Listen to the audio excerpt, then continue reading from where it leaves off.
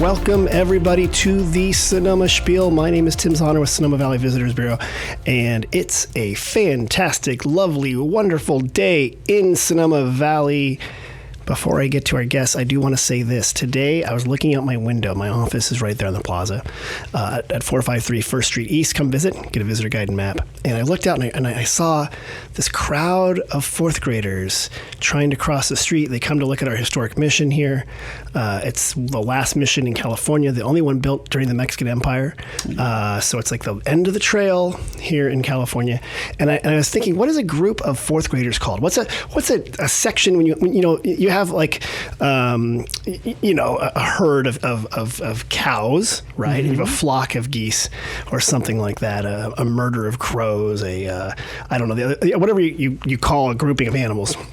And I'm thinking the term for a fourth grader group should be called a fidget of fourth graders, because they were all running around like crazy and they couldn't go in one direction. And some of them were singing I'm a Barbie Girl, that old song, and the whole thing there. So it was a good day in Sonoma. With that, I want to introduce a special guest today. I know I say every week I've got a very special guest. This time I absolutely mean it. This time, this is real. This is a very, very special guest. We're going to talk a bit about dance, his dance troupe, a big performance that's coming up, and of course, just like always, he's going to help us answer questions about Sonoma Valley. Without further ado, hello, Victor Ferrer. How are you doing?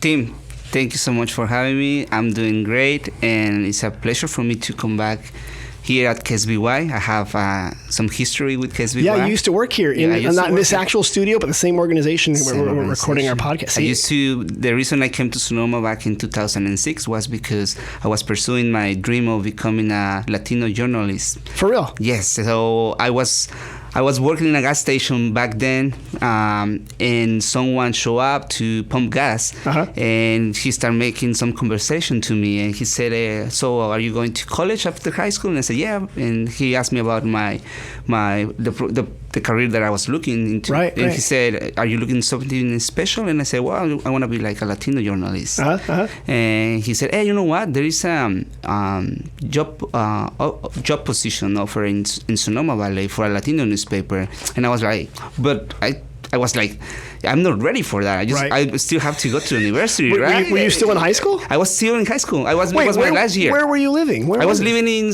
Petaluma back then. In Petaluma. So hold on, you already answered my question. How did you get to Sonoma? You jumped right to it. So you were living in Petaluma. I live in Petaluma. You're a high school kid working at a gas station. Gas station, because when I migrated to Sonoma, I actually just did 2 years of high school. Okay. So when I came to the United States, I used to live in Petaluma, and then I moved to, well, that's another part of the story, but then I was working at the gas station in my last year of high school. So he told me about this position here in El Sol de Sonoma. I don't know if you remember El Sol de Sonoma, which it was the Spanish part of Sonoma Valley Sun. Yeah. And I told the guy, no, you know what? I think that's going to be really hard for me to get because I have no experience. Yeah, you were like a high school kid. But this is the thing. I used to do.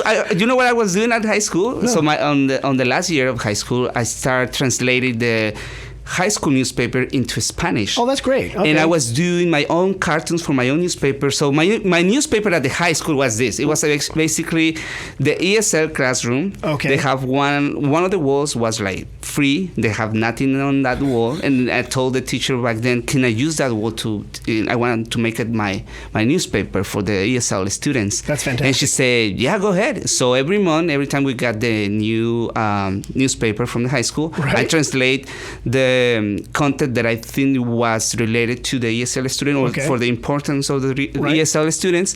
So I translated into Spanish, that part of the newspaper, and then I add my own content. You're like editorial? Yeah. And then I was doing the cartoons too. Okay. So you would draw your own cartoons. I was doing my own. Wait, Victor. So this is totally different because we're here to talk about dance, but I didn't know that you a high school kid, wanted to be a journalist. Yes. Second of all, are you from Mexico originally? From Mexico City. Oh, Mexico City. DF, Tefueño, DF. Chilango, whatever. Chilango.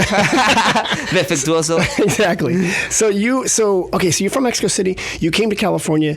You were in Petaluma, and you were in high school in ESL. English as a second language. Yes. We're most of the people in the ESL class Spanish speakers. Yes, most of them. Especially here in Northern California, we have a lot of people from Spanish-speaking countries. A lot of them agriculturally based, but other reasons coming up here. You became the reporter for your classroom. Yes, for my classroom, and it was that's great. I did that for 1 year, and I remember I saved all those newspapers that I made and translate, and sometimes I have like a folder in my house where, when every time I had the chance to do some cleanup, I found it and I said, "You can't throw that away. You can't throw it away." No, I can't. Yeah. And so this guy asked me about it, and I told him that I'm not ready for it. I want to get into university, but this is the thing that I have to mention. Back then, in order to pursue my dream of becoming a journalist, that meant that I have to go to university and get enrolled in a university. Yeah. And back then I wasn't, I didn't have any documents. Right. I was illegal. Got it. And so everything got like 2 or 3 times more complicated for me financially and the terms just to get enrolled to the program in a university.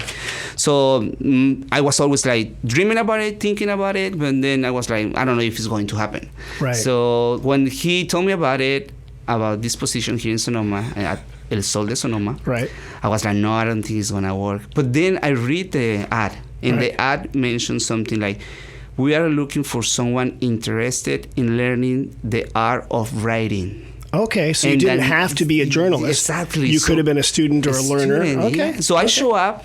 When I show up, because I request like an interview and all that, and then I was so nervous. Did you have a tie on? Yes, and I brought all my newspapers from the high school. You were the only man in Sonoma in a tie. Yes, probably. And this is something really funny. Right. When I show up, because remember, Romulo Hernandez was the editor back then. He was from Venezuela, from the Sol de Sonoma. Oh, really? Okay. And he gave me an interview for the next day, and I was so nervous about it that when I got the address for the newspaper, I ended up going to Napa instead of Sonoma. The complete town. You went to I went the to wrong Napa town. because you drove from Petaluma, kept going past Sonoma, ended in Napa. And you know why? Because I was so nervous about it that the only thing that I remember on the Napa Street, and then I just keep going. That's a good tip for people from out of town. Yes. The Napa Street is in Sonoma. It does go in the direction of Napa. Ironically, there's also a Napa Road that goes. There's a Napa Street and Napa Road. We've also got a Spain Street. Yes, Spain. Does not go to Spain. Doesn't go to Spain. And a Denmark Street does not go to Denmark. But okay, so you ended up at the wrong place. At the wrong place. But then you came back. Yeah, so I came with enough time to make it back. Okay, let me ask you this: did you ever become the journalist, like at the Sonoma Valley Soul? I came back. Well, I returned from Napa. I showed up for the interview, and then I met this guy, Romulo Hernandez, who was the editor of El Sol de Sonoma, and he went through all my newspapers. So I was really honest with him. Oh, wow. So he was really looking at your work. Yeah, so I was and you were like, what, 17, 18 years old? I was 17, still 17. And I told him, so this is what I've been doing for the last year. I'm the #1 Spanish language reporter at the high school. At the high school. And then he went through my stuff. He started like making some corrections. Like, did he really? This is something that you're supposed to do different, but in a nice way. Right. And then I remember when I went into that house, because I don't know if you remember, they used to call it Treehouse Multimedia, right? So there was the TV, there was the KSBY, and then, it was first the KSBY, the radio, and the newspaper, and then the TV. Right. So when I get into the building where all the reporters and the photographers and the graphic designers were on the same house. When I show up to the interview and I went inside that house, I was like, I need to be here. I want. You felt the magic. I need to be here. This is my dream. This is my dream. Really? It's right here. I want to be here. Okay. So I went through the interview, and my feeling was that he wasn't convinced about me. Yeah. That was my feeling. And then before I left, I remember I told him, I kind of I was about to close the door, and I told him, you know what, Romulo, if you give me the opportunity, I don't want the money. I just want to be here. Learn how to do it. and I just want to be here. Give me the opportunity. I want to learn. I want to be surrounded for like people like in this place. Right. And he said, no, don't worry. I'm gonna give you a call back. I'll let you know. So 3 hours after, I was already back in the gas station, working my shift. Took your tie off. Yes, and then I went back to the gas station, and then he called me 3 hours after and said, "Okay, the job is yours." Fantastic. And so I show up the next day and start working with him. You were a teen reporter. In the Spanish language newspaper, the number one Spanish language newspaper in Sonoma Valley. And let me give you another thing to the whole story about the newspaper. So unfortunately, I only spent with him about 1 year with Romulo. Okay. My intention was to learn a lot from him. Right. We had a lot of experience. Like an internship, basically. So it was, for me, it was like, he's perfect to teach me all this. Right. And then, and like I mentioned, I wasn't able to go to any university because of my legal situation. Of course. So this is for me was like on the job training. Yes. Yeah. So he only lasted for 1 year, and then he had to leave. And so basically he quit, and then the owner of the newspaper, he asked me to show up at his office, and he said, "Do you want to be the next editor of El Sol de Sonoma?" Wait, you were 18 so at the age of 18 years old, I became probably the youngest editor of all. I would like to say congratulations on being the youngest editor of the number one Spanish language newspaper in Sonoma Valley. Sonoma. Well, Victor, let me transition, because I didn't even know this whole side of you here. Yes. Is that you are, in addition to being a newspaper editor now, you're the founder or the teacher or what is your title right now? Yes, in Quetzalen. Quetzalen, Quetzalen, or Mexican folklorico dance group, and I call it or Mexican because I feel it's part of the community. Okay. We are celebrating this year 15 years of existence. 15 years. 15 years, and it sometimes, especially this year, it kind of like gets me like, I don't know how is this possible. Like, wait, so did you help create this group, or was it? I joined the group 2 years after. So it existed before? Yes, it existed before, and it was here in Sonoma. It started as a senior project at the high school. So someone at Sonoma Valley High School. Yes, go Dragons. Yeah, you gotta say go Dragons. Karina, one of the students from that generation, she decided to make her senior project. To create a folklorico group. For real? And was she a dancer at the time, I take it? Yeah, was a dancer at the time, but then she was looking for male dancers to help her do the project. And then she knew some of them from the San Francisco Catholic Church. Okay. They have like a group of teens. A small group of teens. And did they do folkloric dance? No, they didn't. They were just teens. They were just teens, but she know them. So she contacted them, said, you know what, can you help me with my senior project? I just need to do a performance for the school as part of the whole thing. Okay. They show up for her, and then because they became good friends, and they realized that there was no folklorico group back then in 2008 in Sonoma. When we have like a cultural event back then, I remember because some of the newspapers, I noticed there were another groups from San Rafael, from Santa Rosa. So they would come in from far away to show up for like Cinco de Mayo. Let me give you an example. And you're like, come on, we could do this ourselves, people. That's what probably they realized that, and they said, well, let's keep doing it. Let's just not stop. Let's keep doing it for the community. Okay. And they performed after the senior project. They performed at the Mexican Independence Day at the Plaza. Which, by the way, everyone, it's in September. In September. Most Americans think Cinco de Mayo is Mexican Independence Day. Do not believe the beer commercials. September is the major holiday. Yes. In Mexico, but here in California, United States, Cinco de Mayo, maybe because it's springtime, that's when everyone knows. But yeah, so and that's how. Well, after that, they keep doing it. Mm-hmm. And unfortunately, we are in the folklorico community here in the NorCal, let's say like that, like in Sonoma County especially. We don't have too many resources to improve or teaching skills. If you're like a folklorico teacher or if you're a folklorico instructor, there are no like closest like academies or there's not a dedicated school in their own building. This is a totally different story if you live in Fresno or LA. And there are like a lot they have their own schools. They have a lot of like competing schools, more than one. More than one. And well, they have, Victor, LA is a little bigger than Sonoma. So we were back then. They were thinking about like how can we improve, right? How can we do things different and better? Right. And then they contact a teacher from Hayward. Okay. Who start driving all the way from Hayward to Sonoma every other day. About an hour and a half. Whoa. Yes. Every other day? Every other day. To come help teach the kids. Yes. And back then, there were 2 students who were like serving as instructors. Got it. But it was just like temporary. Wait, so where do the students learn folklorico? Like this young woman who started it. Yes. Did she do it as a hobby? They learn it from YouTube. You're not joking. No, you're literally joking. Yes, from YouTube. YouTube. Yes. This girl went on YouTube and find some traditional dances. She's tried to do her best to incorporate them. Was her family from Mexico? Yeah, they were from Mexico. So she knew the culture a little bit. A little bit, yeah. So she was kind of like aware of what to do and what not to do. But they like I mentioned, was on YouTube. Yeah, so there was no way to find another. For them, there was like no other way to find some instruction up here. Right? So, but then it was a good thing that they realized that they need help. Right. And then they brought this good teacher from Hayward who graduated from arts in Guadalajara University. Okay. So when he came to Sonoma, probably I joined the group like 2 months after that. Got it. Okay. So it was 2010, middle of 2010. Okay, so you had a professional teacher who knew what they were doing. Yes. In addition to YouTube. Yeah, in addition to YouTube. And that was the perfect timing for me to show up because back then I was helping, I don't know if you remember Alejandra Cervantes and Nuestra Voz organization back in Springs. I know the name, yeah. And I was doing some volunteer work for them as a graphic designer. Okay. And so so in addition to being an editor and a dancer and graphic designer. But that time the Spanish newspaper was already kaput. Yeah, kaput. It was finished. But I remember the last edition was in 2008, probably. Okay. And so I was doing other things in the community, and I was doing some volunteer work at Nuestra Voz. Right. But then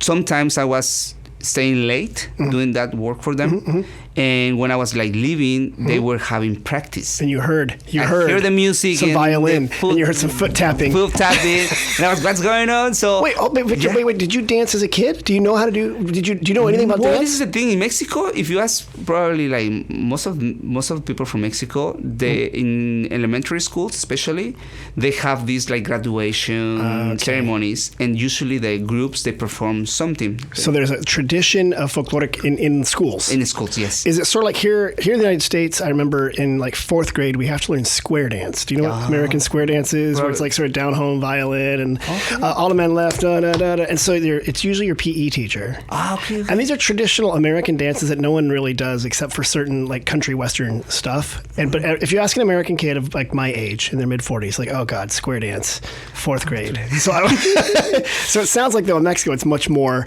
a bigger part of the culture of like learning these dances. So you would learn that in Mexico. I learned a little bit of that. Even in Mexico City, the big city. Yes. Okay. And it was for me. But if you ask me, I can remember any of those dances, to be honest. You just know the sound of it. Yeah, and I have some pictures. My mom, she saved some pictures from me, so I have those in another file. Right. And then so when I I was staying late sometimes, and I noticed they were having the practice in the same location where Nuestra Voz had their location. So one of the guys who was dancing, he know me. Probably maybe you know him. He used to be a host in KSBY. He was Luis Hernandez. They called him El Guapo de Sonoma. Back then, that was the name of the. So for those that don't speak Spanish, that's the good-looking guy. The handsome man. He had this morning show like Monday. Wait a minute, did he name the show himself? No, you know what? No, he named himself the Guapo de Sonoma. No, you know what? He told me the story, and he said that the person who gave him the nickname for the show, the name for the show, was Bill Hammett. Okay. He said, and how he came up with the name. And he said one day we were like installing the whole studio for KSBY. Right. We put in the microphone, the cables. It was like we were like not in the air yet. Right. And he was like testing the microphone, and he started saying guapo, guapo, guapo, guapo, 1, 2, 3, guapo, guapo. And then he said, "You're gonna be guapo de Sonoma." I love that. All right, so Luis Hernandez. So he invited me to say, "Hey, Victor, we need more male dancers." My wife is part of the Folklorico group, and I'm part of the Folklorico group. I'm just joined, and you should stay because you're already here. You should stay. And so you did. You didn't have dancing shoes. You're probably wearing your tennis shoes or your shoes. But so you learned how to dance through him, through this teacher, not through YouTube, through Ballet Folklorico dancer. And he was, and I feel like fortunate because he gave me a strong basis. Okay, I want to segue then. So tell me about currently, you have this big dance troupe. How many dancers do you have that are a part of the group? I mean, and I know they come and go, right? 'Cause some of them are kids. So some kids are more dedicated. Other kids, at a time, they go play basketball and come back or whatever. But like, how many dancers do you think you have? Right now we have 60 families in Sonoma. Wow. We have 20 families in Napa, because we extend our program to Napa. Oh, great. We have 20 adults. Okay. Because of 60 families that I mentioned before, there were families from K to 12 students. Okay, good. And they are part of our after-school folklorico program. Got it. And then next month, we are starting or expanding our program to Hillsport too. Oh, you are? Yes. Oh, okay, good. And on next school year, we're going to start our folklorico program at Luther Burbank Center. Oh, too. good. So okay. So it's going to be part of the mariachi program. We have the big mariachi program. Yeah, so now really you will start seeing in Luther Burbank the mariachi program and the folklorico. And then I'll see you guys. And tomorrow we have a performance with them. Really? Yeah, this is our first collaboration at the mariachi festival in Napa Valley College. Okay. Very cool. We were like, this is going to be our first collaboration for many. So, okay, this is interesting. I like this. Like, so can you explain to me what is folklorico dance and how does it get considered to be ballet folklorico? Oh, this is one of the things that is maybe a controversy in the folklorico community. Many groups, because Quetzalen used to be called Ballet Folklorico Quetzalen. We used the word ballet at the beginning of the name, Ballet Folklorico Quetzalen. And we decided to change it 4 years ago. We decided to change ballet for Grupo. Grupo Folklorico. Grupo Folklorico. And the main reason was because we noticed that it was most of the groups who decide to name their dance troupe Ballet Folklorico, it was because they just were following the flow. Like, the other group is named Ballet Folklorico de Santa Rosa, Ballet Folklorico. And there was no special, like, let's say they didn't do the research or the homework of trying to find a reason to call it ballet. Right. So what is that? I mean, like Ballet Folklorico. It can be different reasons, but the one that I like to use more for us is that back then our instruction, the instruction we were offering to the students, it didn't have any ballet technique. And let me say ballet, that's like the French style of dance, position 1, position 2. We didn't do any of that technique with our students. But and this is my question, because I know that there's the world famous Ballet Folklorico de Mexico. Yes. Was started by a woman who did study ballet and like modern dance. And my understanding is she took some of the way she taught dance, but then also went out during the movement, in Mexico to kind of rediscover and to elevate like dances from Jalisco and Oaxaca and Veracruz. She said, I'm going to show these dances off. Yeah, she actually explored folklorico dance to the world. I looked up. I didn't know this before I was going to talk to you, but I had to Google it. Her name is Amalia Hernandez. And she's one. Well, for some people in the folklorico community, let's say she's like a person who is love and hate. Like all good stories. Exactly. Come on. The people who hate Amalia Hernandez is probably the more traditional part of the folklorico community. Okay. Who decide or who's always thinking that she changed the meaning or the roots of the dances. Of the folkloric dance. Yes. But then Amalia Hernandez was so smart that she knew that.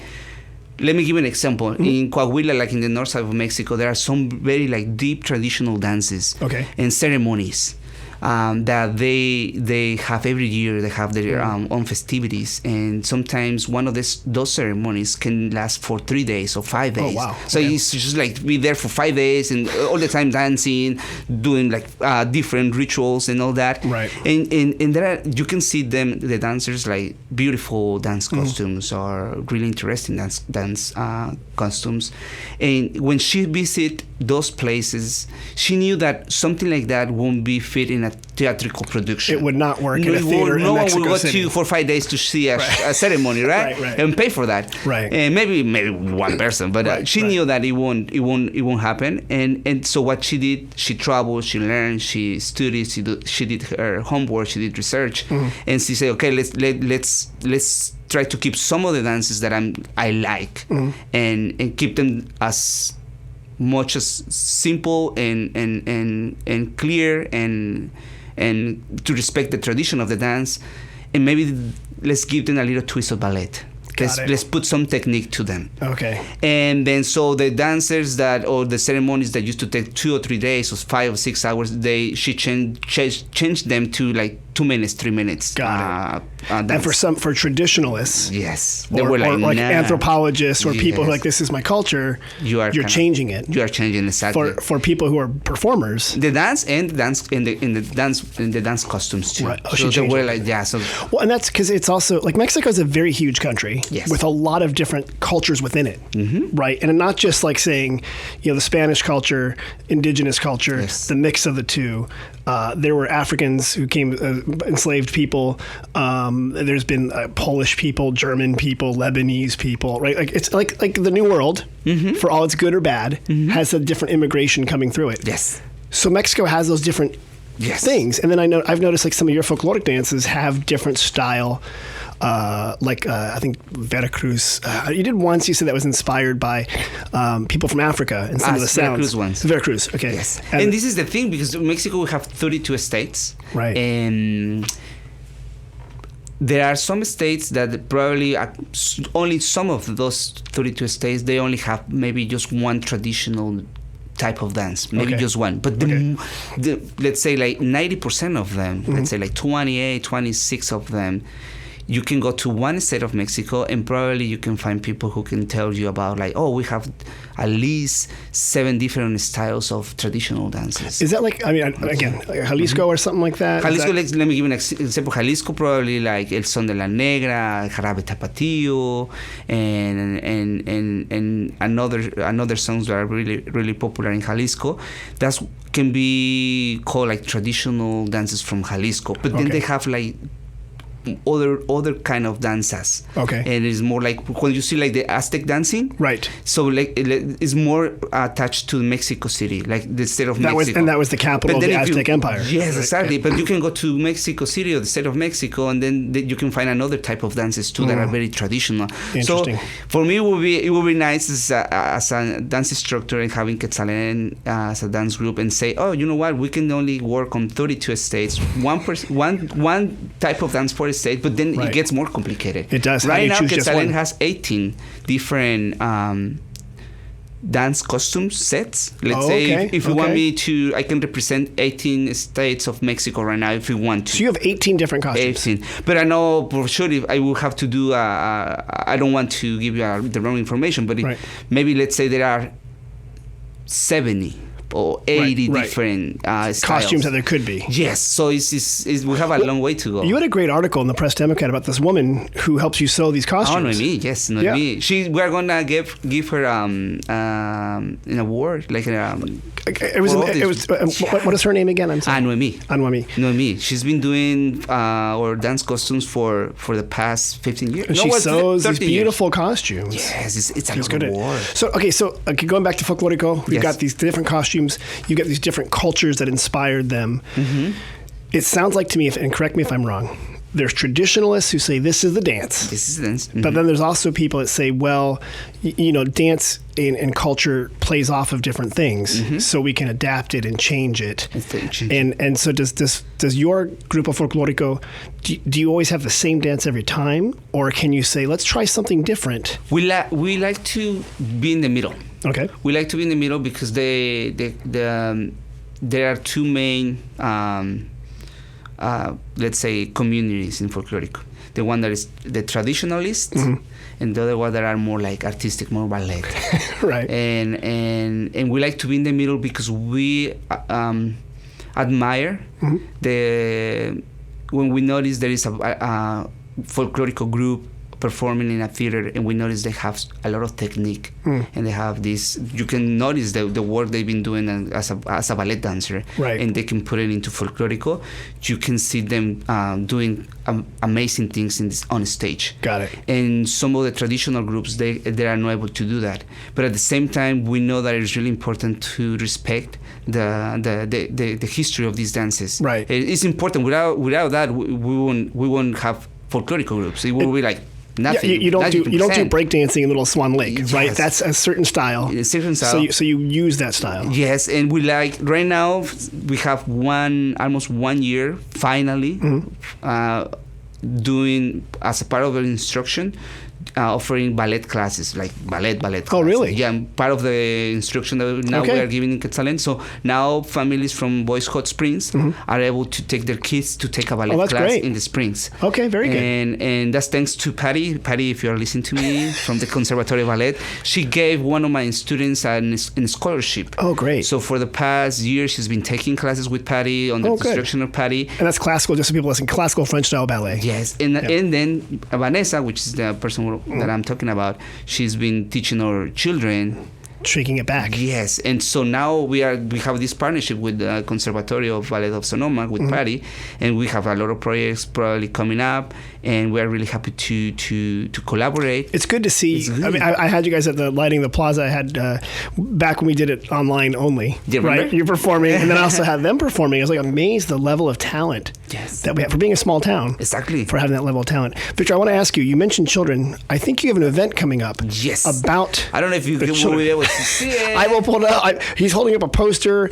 By the way, you can see all this information at sonomagf.com or quetzalengf.com, the website. But it says, Así danzan los niños. Yes, this is how the children dance. This is how the children's dance, and it's a show coming up on April 23rd. It's a Sunday at the Hannah Boys Center. And it's important to mention that we are making this happen thanks to the support of different organizations, and you can mention some of them. Some of them include the Sonoma Tourism Improvement District. Thank you, Sonoma TID. We have Hannah, of course, Hannah who Institute, allows to use the facilities for free. Which is a great facility. It's a school just north of town. Sonoma Immigrant Services is sponsoring us. Well, they're serving us as fiscal sponsor for Quetzalen, which is really important, because it's important to mention that we are not a business and we are not a non-profit yet. Right. We are probably one of the few community groups that have been offering this program, like the Folklorico program, for the kids in Sonoma for the past 15 years for free. Without any support.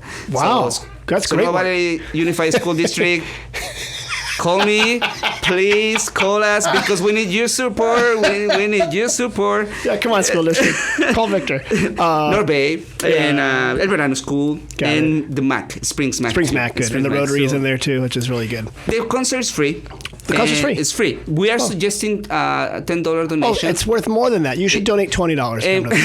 This thing's going to be amazing. If you want to do more, always welcome. Always welcome. And the reason we are just suggesting that is because, like I mentioned, we don't receive any funding from any organization to pay for the instructions. We are doing this as a volunteer work. Wow. Okay. So anything that the community can afford to our cause, it will. Because costumes cost money. And posters cost money. And then my instructors that I have, I can have them go through the same thing that I've been suffering for the past 15 years. I've been doing this as a volunteer work for 15 years. And I can ask other people to do the same. Right. You want that. I mean, for you, it's a passion project. Yes. And it truly shows, and other people I'm sure are passionate, but gas does cost money. So even if you work at a gas station, you can't pump it for free. So any funds that we get through performances or donations, we have to use them to pay for the dance costumes for the children or to pay the instructors that I have in class. What kind of dances will people see here? Oh, we have a new repertoire. Oh, you do? Yes. So every year, our main goal is to put our new repertoire on our showcase concert, and we are this year we are presenting dances from the state of Oaxaca.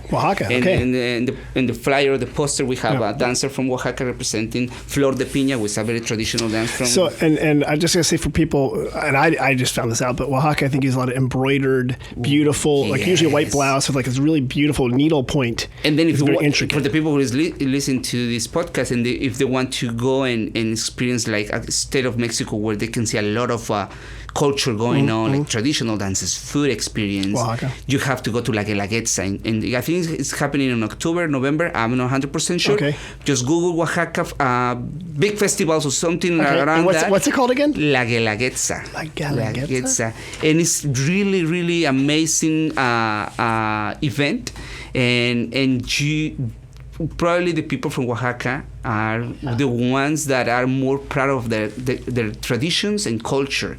So for anyone listening to this podcast, if you want to visit Mexico for the first time and you want to go through get into it like that. Yeah. Like that's the tip.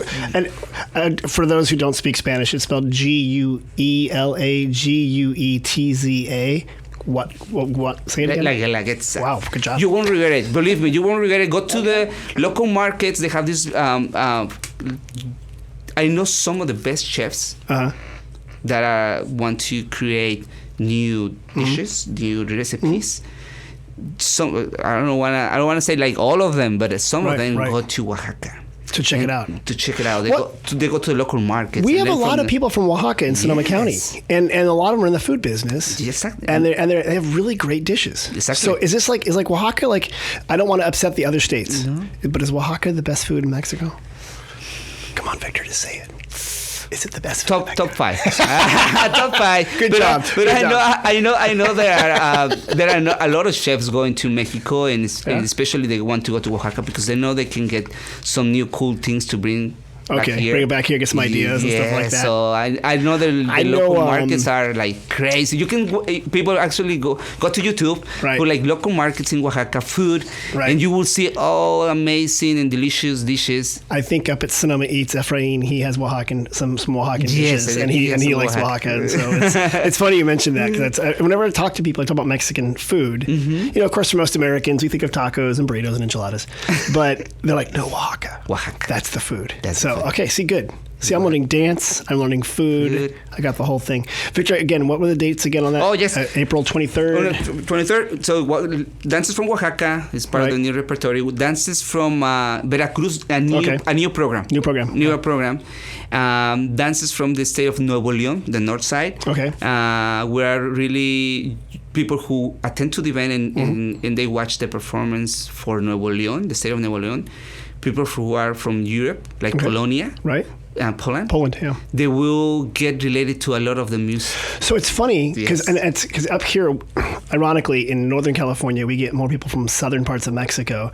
If you're on the border, like Texas and California, well, maybe Texas, Mexican music from that time has like a European influence, Polish, because Polish immigrants were there. The accordion, a lot of accordion and those dances.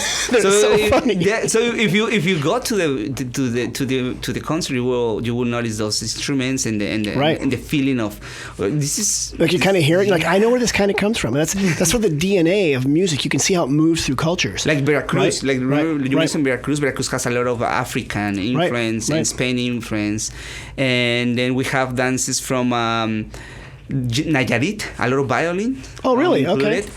There's going to be like real machetes going on. Machetes flying all everywhere. Okay, great. So watch your fingers, kids. Watch your fingers. Yeah. So there's going to be a lot of action on stage. I love this. And we are also having as a special guest Grupo Folklorico Mexico Danza from Hayward.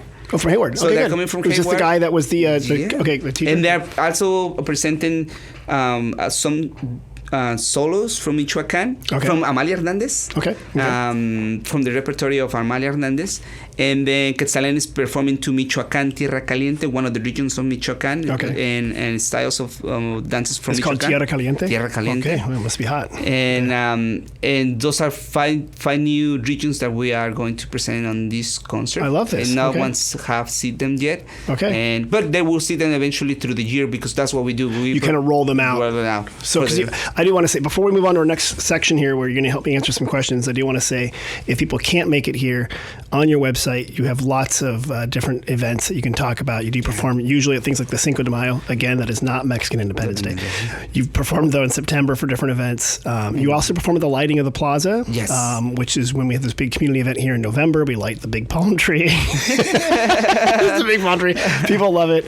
And you guys have always performed there and kicked it off, and that's great. So it's a chance for, if you can't get here in April, go to this website, sonomagf.com, to find out. We're very active on social media, too. Oh, you are very active. You have good photos. You have really good photos. I'm always stealing them. I'm always stealing them. Yeah. Because I'm like, who's got good photos I can promote? Like, Victor's got some. So I remember you asking me what is my title in Quetzalen. Right. I have to say is many titles at the same time, because I have to be the instructor, I have to be the director of the group, I have to do the marketing, I have to do PR for the group, I have to dance sometimes too. Sometimes you do dance. You're like, Tim, yes, I'm showing up to dance. I try to avoid. No, you got to show up to dance, man. And I have to jump in when is needed, and and I'm really proud for everything that we accomplished so far. Right. We are right now. I feel that after 15 years, we finally are in a situation where I think the group is going to go to the next level. Okay.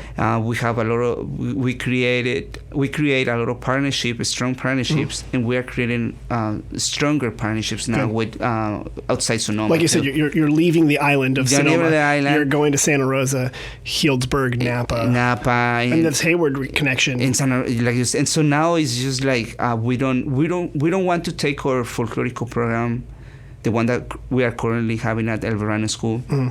It is important to mention and say thank you to Maite Iturre and Mario Castillo, who there was one of the probably worst situations that we have in Quetzalen was back in 2014 when we were a group formed with 100 families, about 100 families, and then we had a situation where do you remember the teacher that I told you came from Hayward?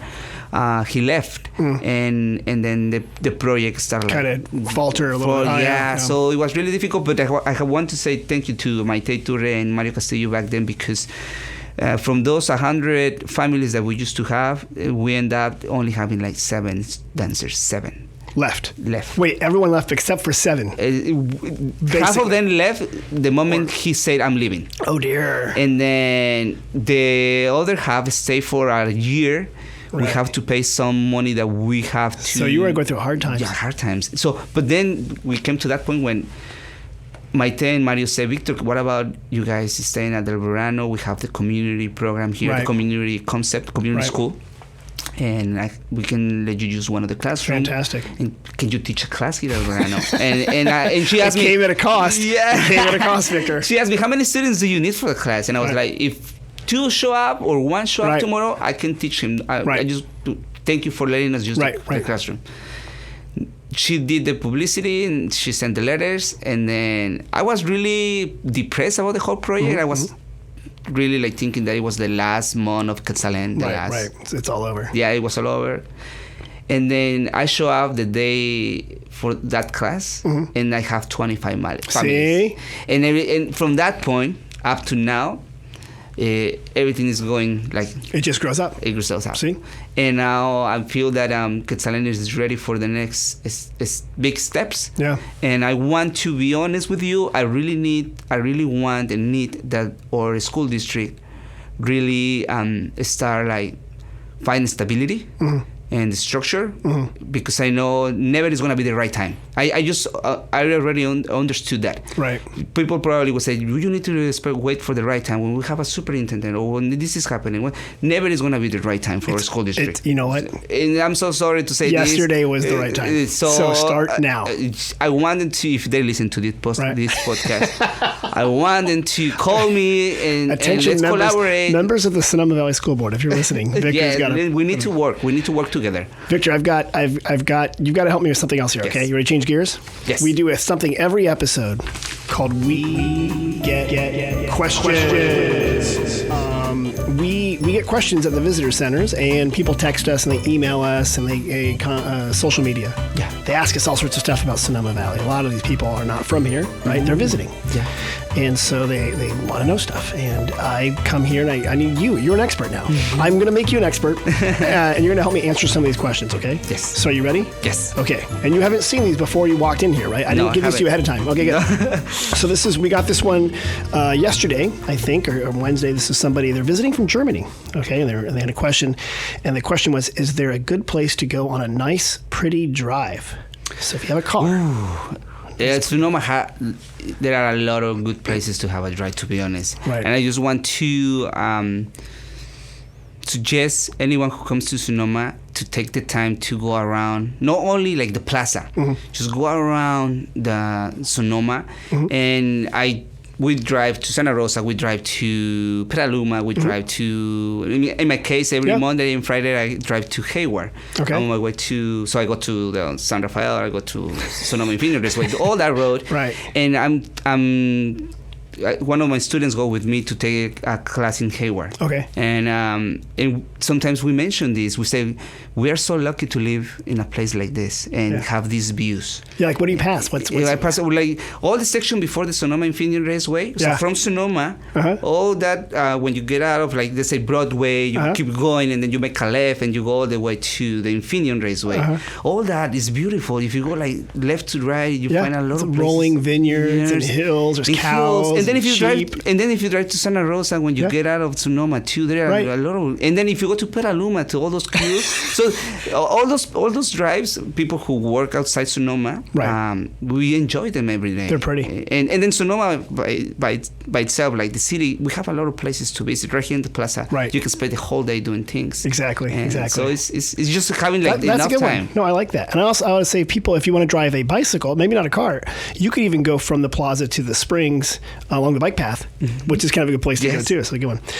How about a good place to hike? Do you like to hike? I mean, if you're dancing, maybe you don't hike that much because your legs are tired. One. Let's hear it. And maybe this is no. If you're already in Sonoma, let's say you came to visit Sonoma, why not to just walk through Highway 12? Right. All the way to the Springs. Exactly. Yeah. I've got, do you know from Kina's Kitchen, you know what that is? From Kina's Kitchen. To the Fairmont or Sonoma Eats is exactly 1 mile. 1 mile. And there's like 5 to 6 different restaurants. Exactly. That you can stop at, and there's stores, and it's a paleta place. Yeah. And I'm like, there's so much to see or do. And to walk a mile doesn't take that long. No. But to eat all that food will take a whole afternoon. Exactly. So you gotta stop. So I will suggest to do that if you're already in Sonoma, and if you stay like a couple of days or more than a couple of days, just try to go to these places, like that extra mile. Go the extra mile. You're hired. That's that journalism. Do you have a restaurant in the Springs that you like to go to? Yes, El Molino. El Molino. El Molino is good one. Good. You never can go wrong with it. That's a good one. And across, there's El Molino. Everyone calls it La Hacienda. Sonoma Eats. There's like 5 different Mexican restaurants up there, to be honest. Maybe more than that. Because there's the taco trucks. La Costa's there on Mondays. My favorite taco truck is Los Lagos. Los Lagos, where's he? Los Lagos is just right next to the post office. Okay, good. Because they have La Bamba. Right, La Bamba's here on the right-hand side. The only thing with La Bamba is that I don't know if they take cash. I mean, they take only cash. Sorry. Right, only cash. So if you got no money, like, what am I? And the lights are sometimes. You know what else? I have one. Sorry for La Bamba. No, I have one complaint. Food is good, La Bamba. The food's fantastic, La Bamba. Champurrado, which is like this like hot chocolatey with cornmeal stuff. It should always be available at night. Because I'm driving home and sometimes like, it'd be great. Some champurrado. Yes. And I pull up, they go, oh, we're out of it. And then usually seasonal. I know, because it's like Christmas time and like winter time. My wife loves champurrado. So good. And it's supposed to be healthy for you. Yes. Minus the chocolate and the sugar. And the reason I love Los Lagos taco truck is because it's fast. Good is good. Right. But the food is good. Right. And they take cash or cash or credit. Cash or credit. Not everyone has cash. And sometimes we live in like always in a hurry. Right. So I just want to get my food and go home. Because we need. I was on the plaza. I want little windows where you can get like a bocadillo real fast. Just boom. We missed that out. We have one, but it's not as quick as it could be. Yeah. You need like a fast snack. And good. Yeah. And decent food. Good. All right. We'll do that next. Here's another question we got. Is there good public transportation to Napa? There is any transportation to Napa? Like Is there public transportation? public transport, like a bus? I think so. This one's hard, and I'm going to say there is. No, I'm going to say there's not good public transportation in Napa in the sense that of a bus that leaves on a regular basis and goes. And the reason for this, just so people know, is that Napa and Sonoma are in different counties in the United States and in California. Your transportation agencies are usually by county. So oftentimes you don't get transportation between counties unless it's something like the Smart Train or Golden Gate Transit or Caltrain, like a much bigger thing. We used to have one. I think it might come back. There are some buses to Napa, but it's not super easy, unfortunately. And I have to mention something about public transportation. I want to suggest people in Sonoma to use the Sonoma County bus, like the 32. Yep. And I just found out that it's free for everyone. The shuttle. The Sonoma shuttle is free. I didn't know that. Yeah. Oh my gosh, this is a problem. This is the reason I didn't know, because when I used to went to the JC, I remember I had to pay for my, even I was a student, I had to pay for my bus pass. Yeah, not anymore. So now I have some of my students tell me, I take the 32 and this and that, it goes around. And then I said, do you have to buy your, no, I remember they don't pay, the students don't pay, because the bus have like that big sign, the students ride for free. Right. But then I was wondering, I didn't know about like everyone can ride free. Well, so not everyone. So one bus in Sonoma, usually in every town in Sonoma County, there's one local bus. It's usually a loop. Okay. And it's usually called like the Sonoma Shuttle or the Windsor Shuttle or the Petaluma Shuttle. And they go around in a circle. And they're convenient. I mean, they're kind of convenient. And we actually have a really good one here because there's one loop that goes to the north. It goes from the plaza up to Fetters and back. And the one from the south goes down to Temelec and the senior housing down there. But it passes all the hotels, all the restaurants, the hospital, the high school. We should use them more. I use them all the time. I told my student when she said, no, it's free for everyone, not only the students. I'm going to start using it. You should use it. It's great. So we do have we do have pretty good public transportation within Sonoma and within the Valley and the Springs area. But because we are also a rural destination, and Napa, even though it's not that far away, it is rural. So it does get harder for public transportation. But bicycles, you can go pretty far. And then also for visitors, look, if you're on a wine tour or Uber or Lyft, you can do that too. So here's a good question for you. Where is a good place to take photos for a spring fashion shoot? I'm like, you want to go on Instagram, you want to show off your new outfit, Victor, where around Sonoma Valley? It can be anywhere. Or like if you're going to do your folklorico photo shoot, where would you go? There is one place that I like. I've been doing a lot of running lately. And there is, if you go through Arnold Drive and closest to the middle school, there is a section before the middle school, but you're coming from Hanna, you're driving from Hanna, you're going on Arnold Drive, you're getting close to the middle school. Yeah, not the middle school. Okay, middle school. Okay, not Dunbar, but middle school. So let's say like, I don't know how many miles, but let's say like 20 seconds before getting to the middle school. Right. There is a spot, there is a big, beautiful house there, and they have like a fence, really small fence. Okay. And sometimes I just stop. Sometimes when you're running? Yeah, when I'm running, I stop and I take some pictures there because you can see the whole section of mountains. Okay, right. The hills. The hills. Not the ones from the side of Hanna. Okay, yeah. The ones from...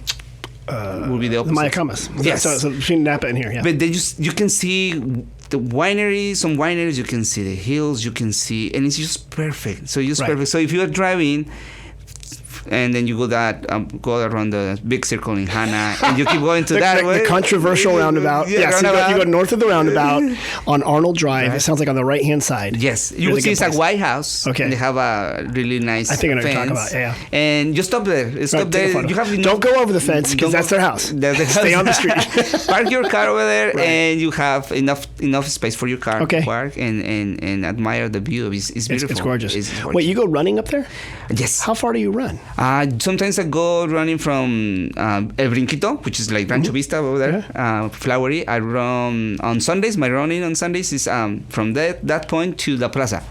Oh, that's good. It's about 40 minutes, 45 minutes. Good. And then, but my usual one is just go around from Agua Caliente all the way to Arnold Drive, to El Verano. I go up again to Highway 12. Okay. And that's like a big square that I do. That's a good That's one. about 5 miles. Okay, that's a good run. That's like my usual one. But Sundays I notice. like to do like the longest one. And you come back to the plaza. I go to the plaza. Yeah. Do you stop at Sunflower Cafe and get a smoothie? No, You tell your wife, I'm running. No, let me tell you something. It's really difficult to do running in Sonoma, especially if you're running from the springs. Let me give you an example. Because you're running, you start from a flowery school, and then let's say you don't have anything like big in your stomach. You have like a light lunch or something like that. Right, you're hungry. And then you start like running, and then you smell the chicken from the That's right. Brinquito. That's right. Brinquito has an enormous chicken out front, and they have the pollo guy out front making And then chicken. you keep it going, and then you get the smell from the taco truck and Los Lagos at the post office, and then you get Sonoma Eats, you get el Molino smell, you get the La Hacienda food, Right. like you see people And like eating soon outside. The bus is going by, and you're thinking, I should just get on the bus. I'll just eat lunch, and pretend like I went for a run. What's the name of the place closest to Sonoma Mission? They used to have like a big pig. Flying pig. Oh, right. So now it's called Il Fuoco, and it used to be called Cochon El Volant. Puerco Volador. Yeah, exactly. A flying pig. Now Rob changed it into a pizza restaurant. Pizza restaurant. Really good pizza. So sometimes I'm running it close to You smell that. the pizza. So you have to be really strong to do that road. Right, I like that. Yeah. Maybe what you should do is like put on blinders and like something on your nose so you can't like smell anything. So Just you run get there. the smell of different places all the way from this flowery all the way up to the plaza, and sometimes I share that with my wife. Sometimes it's really hard to do this running. It's just kind of. That's a new tour we should do. Like smell all the great food Good. from up the springs. So. And I encourage people to do that road, that route from La Plaza all the way to Rancho Vista. That's good. And it's about 45 minutes. And I don't run too fast, so it's doable. It's doable. Okay. And you can get the whole experience. Well, and we have the Napa to Sonoma half marathon coming up, so that's a big race. I want to. They do it. I want to do it. And I'm maybe, planning to. Maybe some Grupo Folklorico dancers could be performing at the end, or you show up in your outfit and dance the 5K. So they have a 5K, a short one. Okay. I could do a 5K, and it's like the rosé 5K. Like they get up in the morning, they drink champagne. Maybe that'd be so awesome if you guys had your dancers there, or some dancers participating in the run, and they're like, "What are those people?" And then in the middle, you like start dancing, and they're like, "Come to our performance." So that'd be neat. But yeah, you should do that run because you like a lot of people come to that. Yes, I would do it for sure. Okay. Yeah, I don't think we've ever had a run with a dance troupe at the end. So, yeah, Natalie, if you're listening from Napa to Sonoma, I've got an idea. Hey, Victor, this has been a fantastic time. So thank you very much for coming here. No, thank you for inviting me. I just can you tell me again the website if people want more information? SonomaGF.com. Okay. And I encourage people to go there and check our social media because we are very active in social media. Probably they will see a video from today's interview too. Oh, you're very like good. A small snippet small there. clip. And I'd like to remind everybody, if you have questions, comments about Sonoma Valley or want deals and special offers, go to sonomavalley.com. We have a very active events calendar, including when Ballet Folklorico Quetzalen or Grupo Folklorico Quetzalen is performing. So check that out. And hey, if you haven't taken time, please subscribe to this podcast, rate it, tell everybody how great it is, tell your friends. We're always going to bring you different guests. Hi, Mom and Dad. Hope you guys are doing well, and we'll see you next week. Thanks, everybody.